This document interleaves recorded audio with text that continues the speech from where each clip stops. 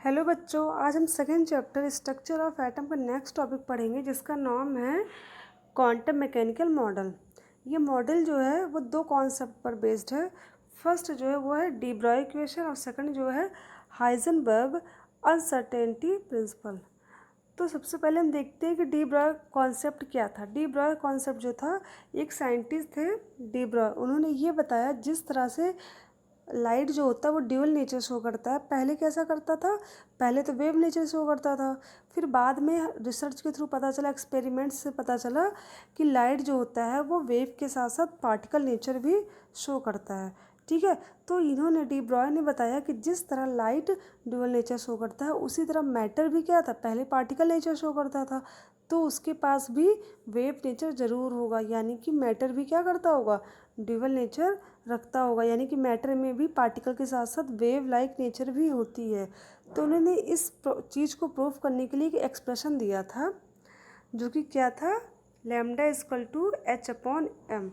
इन्होंने बोला कि अगर कोई एटम है जिसका मास क्या है, एम है, वेलोसिटी वी है और उसका वेवलेंथ लैम्डा है, तो क्या है, वो भी एक वेव लाइक नेचर शो करता है। एम वी का मतलब मोमेंटम होता है। ठीक है, उन्होंने ये चीज़ बताई, बट उस टाइम में ये बात तो उतना किसी ने नहीं जाना। बट बाद में क्या हुआ, जो उन्होंने बात बताई थी कि मैटर जो होता है वो पार्टिकल के साथ साथ वेव नेचर भी शो करता है, तो कुछ सालों बाद क्या हुई, ये बात सही साबित हुई। किसके थ्रू, जो इलेक्ट्रॉन्स थे, एटम में जो इलेक्ट्रॉन होते वो क्या कर रहे थे, डिफ्रैक्शन एंड इंटरफेरेंस, ये प्रॉपर्टीज़ भी शो कर रहे थे, जो कि ये प्रॉपर्टी क्या दिखाती है, लाइट के वेव नेचर को शो करती है। लाइट के वेव नेचर को कौन शो करता है, डिफ्रैक्शन एंड इंटरफेरेंस, और रिफ्लेक्शन एंड रिफ्लेक्शन क्या शो करता है, पार्टिकल नेचर को शो करता है।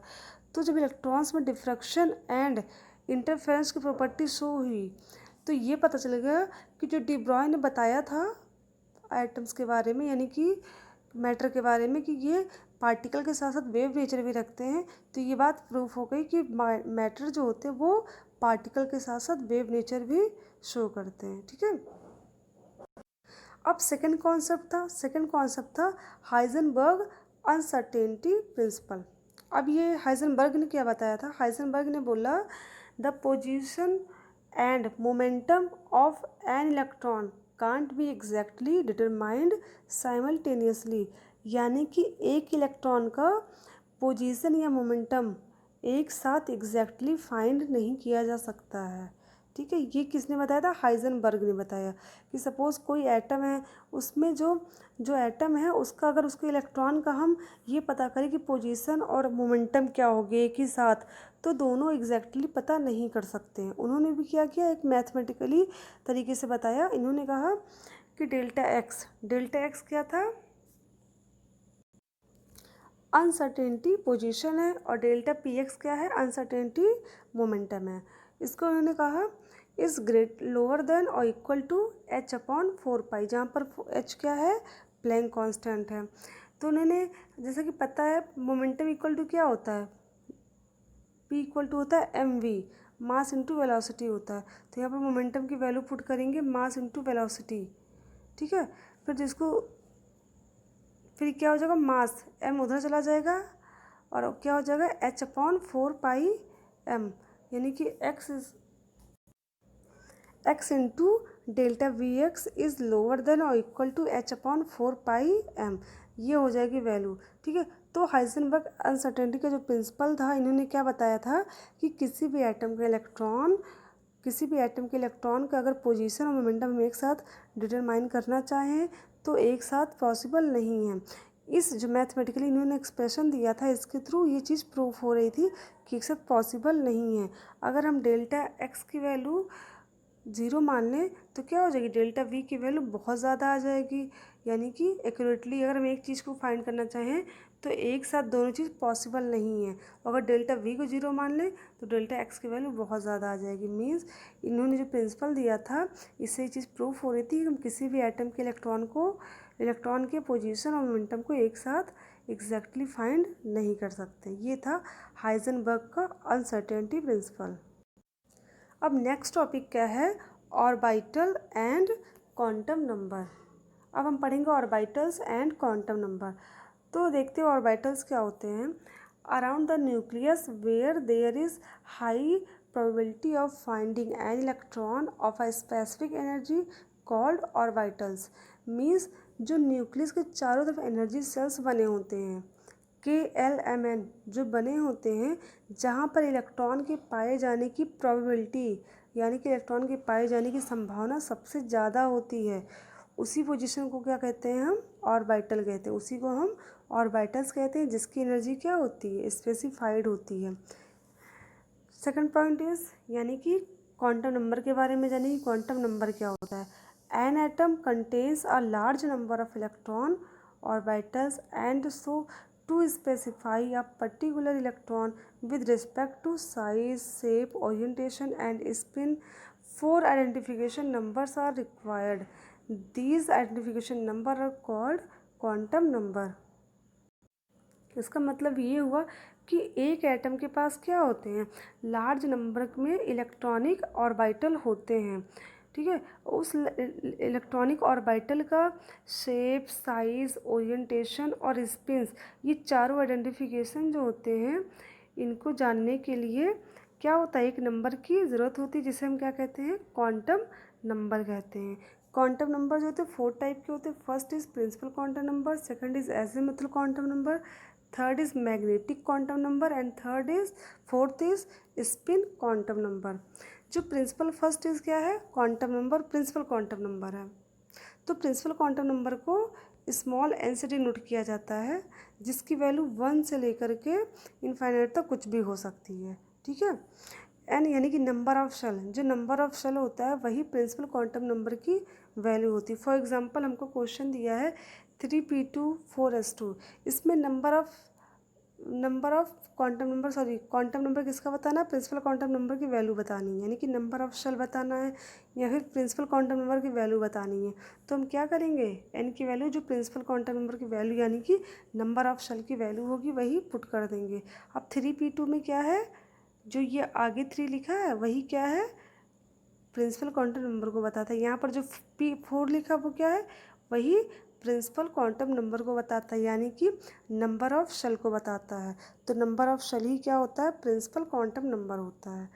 Second is azimuthal quantum number. अब एजीमुथल क्वांटम नंबर क्या होता है इसको स्मॉल एल से डिनोट किया जाता है जिसकी वैल्यू एस सब ऑर्बिटल के लिए 1 होती है, पी के लिए 1 होती है, डी के लिए 2 होती है एंड एफ के लिए 3, एस के लिए 0, पी के लिए 1, डी के लिए 2 एंड एफ के लिए 3 होती है। फॉर एग्ज़ाम्पल इसमें एग्ज़ाम्पल दिया है 3p2। 3p2 में अब 3 क्या है प्रिंसिपल क्वांटम नंबर है, p क्या है सबसेल है। अब ये p सबसेल में इलेक्ट्रॉन है मीन्स एजीमुथल क्वांटम नंबर की वैल्यू क्या हो जाएगी 1, जो कि इसमें ऑलरेडी दिया गया है। एजीमुथल क्वांटम नंबर की वैल्यू कितनी हो जाएगी 1 हो जाएगी। अब ये दूसरा एग्जांपल क्या दिया 4s2। 4s2 में 4 क्या है number of principal quantum number, ठीक है। जो 4 है वो प्रिंसिपल क्वांटम नंबर को शो करता है और s क्या है सब ऑर्बिटल है जो कि एजीमुथल क्वांटम नंबर को डिनोट करता है यानी कि s के लिए l की वैल्यू कितनी होती है 0, तो यहाँ पर l की वैल्यू कितनी हो जाएगी यानी कि एजीमुथल क्वांटम नंबर की वैल्यू 0 हो जाएगी। ये जो एजीमुथल क्वांटम नंबर की वैल्यू होती है सब ऑर्बिटल के लिए यानी कि सब शेल के लिए SPDF के लिए वो फिक्स होती है, कभी चेंज नहीं होती। S के लिए हमेशा 0 ही होगी, P के लिए 1, 2 के लिए 3 D के लिए 2 एंड F के लिए 3, ये हमेशा यही ही वैल्यू रहती है। अगर आपको सब ऑर्बिटल पता है तो हम L की वैल्यू आसानी से पता कर सकते हैं, ठीक है। अब थर्ड देखते हैं, थर्ड क्या है magnetic quantum number. Magnetic quantum number इसमें क्या होता है इसको डिनोट करते हैं m से, स्मॉल m से डिनोट किया जाता है, स्मॉल m से डिनोट करते हैं इसकी वैल्यू।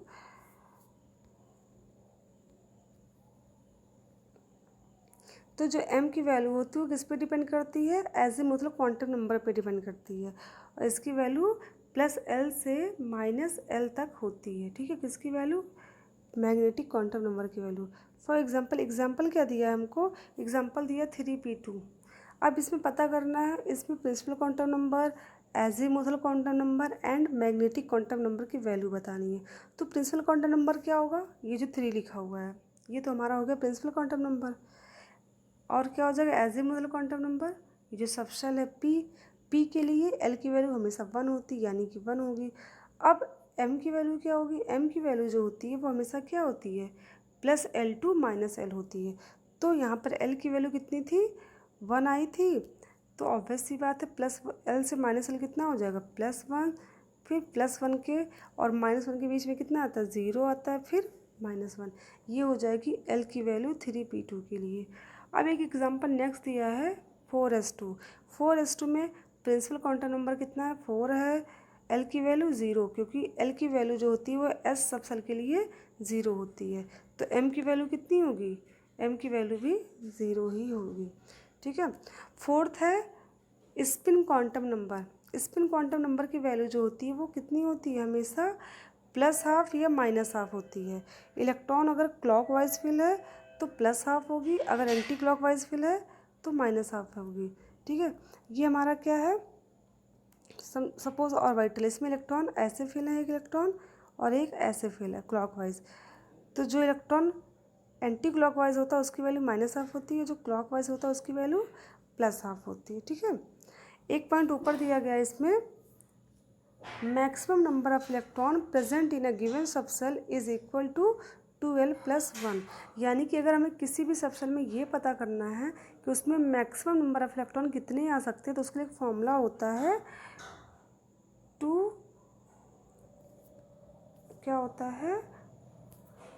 इसका फॉर्मूला होता है 2l + 1, ये होता है फॉर्मूला।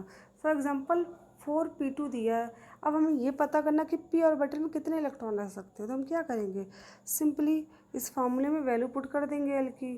p के लिए एल की वैल्यू 1 होती है, 2 × 1 + 1, 2 1 जा 2, ब्रैकेट के अंदर 2 आएगा +1 3, 3 2 जा 6। और p सबसेल का स्ट्रक्चर कुछ ऐसे ही बनता है, इसमें 3 ऑर्बिटल होते हैं, हर ऑर्बिटल में 2 इलेक्ट्रॉन आ सकते हैं, तो कितना हो गया 6 इलेक्ट्रॉन, और इसकी वैल्यू भी कितनी आई थी 6 आई थी। ठीक है, इसी तरह हम एस की वैल्यू पता करेंगे। एस के लिए एल की वैल्यू 0 होती है, तो क्या हो जाएगा 2 × 0 = 0, 0 + 1 = 1, 1 × 2 = 2, यानी कि एस ऑर्बिटल में 2 इलेक्ट्रॉन आ सकते हैं, एक क्लॉकवाइज एक एंटी क्लॉकवाइज। ऐसे डी की भी पता कर सकते हैं, एफ की पता कर सकते हैं। अगर हमें एल की वैल्यू पता है तो किसी भी सबसेल के मैक्सिमम नंबर ऑफ इलेक्ट्रॉन को हम आसानी से पता कर सकते हैं। ठीक है, तो ये हो गए चारों क्वांटम नंबर। आई थिंक सबको समझ में आ गया होगा। Thank you class.